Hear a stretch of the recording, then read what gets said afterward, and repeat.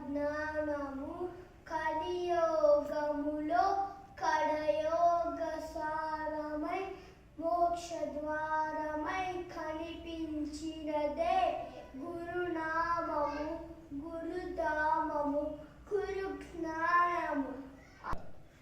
త్రైతాకృతమున రావణుగా ద్వాపరమాయను కృష్ణునిగా కలియోగించిన యేసునిగా కదిలో క్షణమావేమనగా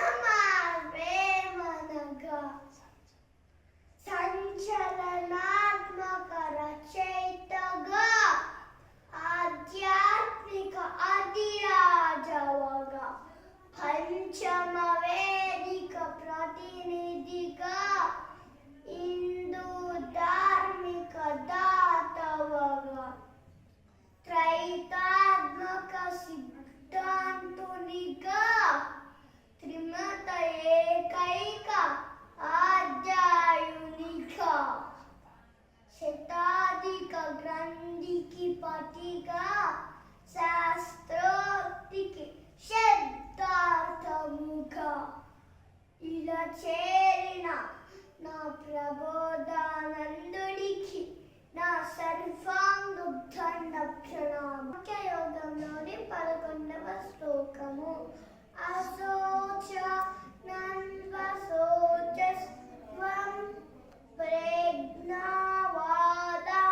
శబాససే గతాసూన గతాసూంచ నాను శోచంతి పండిత.